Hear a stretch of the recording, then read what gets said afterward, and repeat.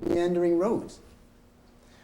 The issue that we look at around systems is because you take the blame away from individuals. It's the easiest place to start. I believe it's the most important place to start, but I also think it's the easiest place to start. In the United States right now, there's this great debate around something called Eurocentric, Afrocentric, Asian-centric. Have you had debates around that? Yes, no, no. Okay. When you start talking about multiculturalism, there's no way for you to move down this road and not interface with systems and institutions. It's impossible. Because when you talk about language, you're already talking about your systems are already designed for a particular language. That's a design criteria. All right, now, when people are saying like the American system is Eurocentric rather than Afrocentric, what it means is the way it was designed was based upon European criteria. That the values, the norms, the mores, the traditions, the religions are all European. It's not good or bad, it's the design criteria. Eurocentric is different than Eurocentrism. Eurocentric is a design. Eurocentrism is the attitudes of people. So in America right now, our designs are Eurocentric, but the problem is there are a lot of people who practice Eurocentrism, which says the attitude is one culture is the best way to go. And we have the best culture right now for us to use. And the worst part of it is there's a belief in Eurocentrism that it can work for everybody equally. That's the worst premise. I'll say it to you again. Eurocentric is a design. It talks about criteria for developing a system. Eurocentrism is an attitude and a belief. So you got to separate the two issues. If you talk about design, no problem. When you start talking about implementation, then it becomes Eurocentrism. So we can talk about all the different kind of models, no problem. When you start talking about implementation and change, then you get into beliefs and attitudes. This is the best culture to work with. Not only that, it works for everybody, which is fallacious. There's no one culture that can work equally, fairly for everybody. It's not possible. Now, when we talk about a design flaw, in America today, I should use this. I have a sheet in your thing. It's called Institutional Designs of Omission. It looks like this. It'll be in your folder. Any country in the world uses the same process. Any country that wants to set up an educational system would debate on whether or not you need an educational system. Once you agree that you need the system, then you have to talk about who's going to attend and benefit from that system. So if you were going to develop an education system in China, then the youngsters who will benefit will be Chinese. If you're going to do it in Italy, it'd be Italian. So what you do is you set your design for Chinese children or Italian children. No, because you have to have a design criteria. In America, it was primarily European or British. I'm saying that the model that we use was designed for 70% of the population because 70% of America is European. All right, so we went to the majority. That's the norm. Our problem was we didn't say we would start here and ultimately develop a system that could accommodate equitably 100% of the population. We have a design of 70%, but we tell everybody the design is set up for 100%. We have a design of omission of 30%. We did not even consider that 30% in the criteria for the system. But the worst thing we did is we told people that the system was designed for everybody. So it's a design of omission.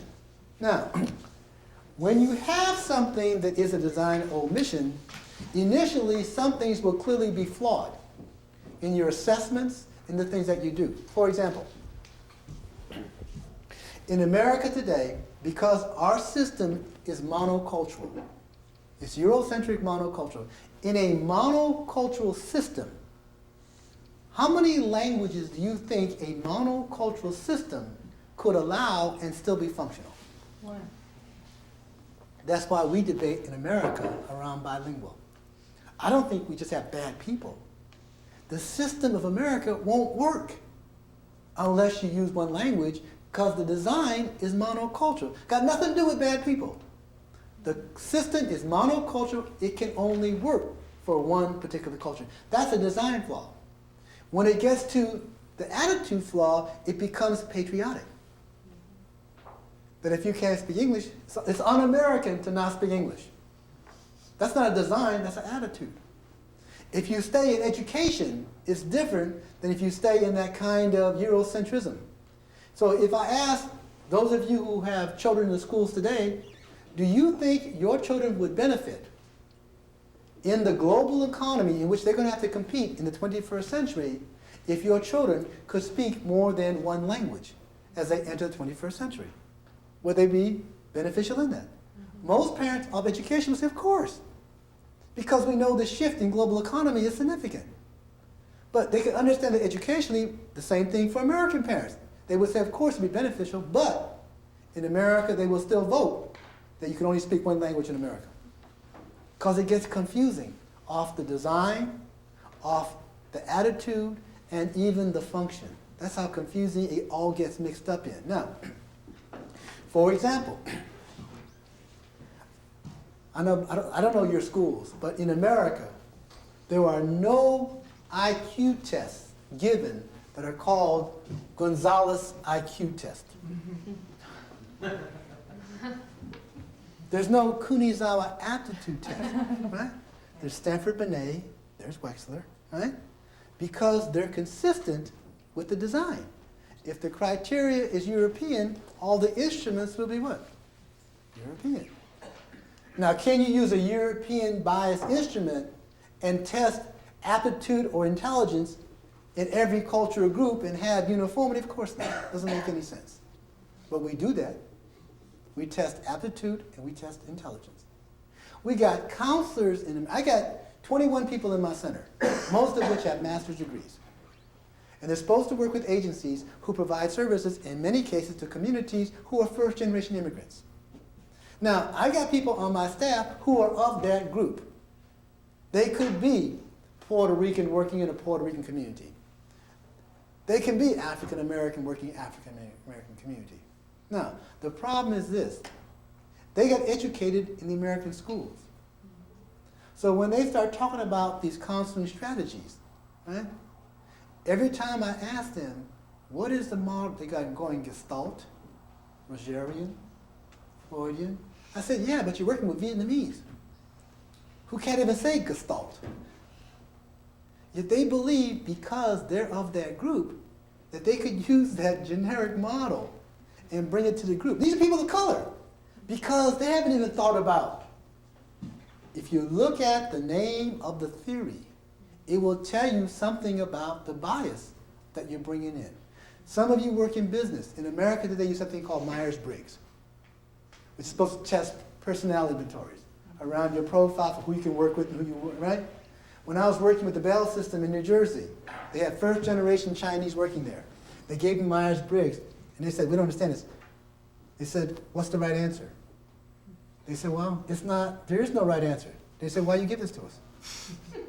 Because Chinese are serious. If you give me a test, it got to be a right answer, right? Because culture, they're not wasting no time if there ain't no right answer, right? And then they said, then you're lying, because they got distrust. They said, no, there's different personnel profiles that will give us some idea. And they said, okay, no problem. What is the personnel profile for all the top-level managers? They said, that's the right answer then. Because they get very goal-oriented. Eh? Don't tell me there ain't no right answer. There's a right answer. But again, we use one instrument and believe that we can apply it across the board. You could have the best intentions, but the model is skewed. Now, when you were asking me around the strife that's caused by separation, this is not new. We went through the civil rights movement. You probably went through your fights here. The problem at hand is not step one.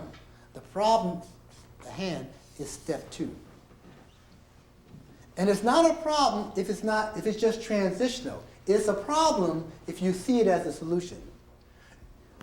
When we looked at this problem in America, it was clear that we had excluded every cultural norm that wasn't European from this system. So we realized that because of that, youngsters who are not European are going to have more difficulty acclimating and doing well in the system. We also realized that it was gender male dominated. So all the issues. So schools got beat up around being institutionally racist and sexist, right? So in the long story short, what we said was all we have to do then to solve this was, instead of changing this 70% system, all we did was say, if we create a system for the 30% that are excluded and add these two together, we got 100%. Which means we did not change the system that was exclusionary. We created another system for the people who were excluded, which sets up two premises, one of which then, it makes them the problem. It makes them the problem, right? Number two, if our problem was one exclusionary system, our solution then was to create what? Yeah, now we got two exclusionary systems. So now they're set up to fight. So anybody who wants to be a consultant in America, you will always have a job if you specialize in conflict resolution or communication. You'll always have a job. Because if we can't figure out what it is, it's a communication problem. And by design, it's set up to fight. In personnel, they said personnel only works for white males. So they created a program for everybody but white males over here called what? EO and affirmative action. And they wonder why they fight. They're designed to fight. So when white guys say, how come I can't get anything out of affirmative action? What they should say is, go back to personnel. That's where you belong. Because they're two separate systems. That's why when you're talking about strife, what you do is you set them up to fight. Not only do you set them up to fight this way, you set them to fight this way. Because this is usually funded by supplemental dollars. It's called guilt money. When the economy gets worse, people get less guilty, they get cut first. Right? That's what happens with guilt money. That's what happens. Now, when you do this and your problem is systemic, when you try to explain what you did, not only is it difficult, sometimes it becomes hypocritical. Follow this logic. If we define education to either be an institution or a process by which you gain knowledge, information, skills, and awareness that you would never gain unless you attended the institution or participated in the process, then education has the goal to take you from a level of deficiency and move you along a level of proficiency. If that's true, in America, in the schools, we set out special programs that were called Asian Studies, right? They were called Women's Studies. They were called Black Studies. Now, who do you think went to Black Studies? Black people. Who do you think went to Women's Studies? Now,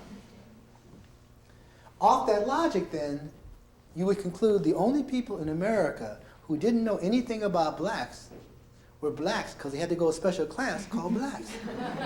Huh? And the only people who didn't know anything about women were women because you had to go to a special class called women. At the university level, some white students were curious because in the mainstream program curriculum, they didn't get anything around African American studies or black studies, so they enrolled in black studies. They got there, the first day of class, got beat up so bad by the black kids, got the hell up. Because the black kids said, we finally got ours. That's what you're talking about, the separation. Go back to yours. It's a design flaw. It's a design flaw. So when you do this, you set up that. So at the University of California right now, they're dealing with balkanization. Because by design, it can't work. What it does by design is it makes it clear that this group was excluded. That's all that it does. But you could have the best intentions and be culturally illiterate and create more problems than if you did nothing at all. You see, teachers right now in America realize that the diversity in the schools is so significant that if they don't teach about culture, these kids are going to kill each other. They got to teach about respecting differences and respecting diversity. Other kids are going to always fight. The problem is all the teachers got trained this way. Just like all your counselors get trained off this model. But teachers know that, so they ask the cultural communities to help. They ask the black community to come, and the black community, like most communities who are not in the schools, ask the worst question: what do you want us to do? The best that the teachers can think of is they get a big room like this, and they ask the black community, can you set up in the a booth in the back and bring in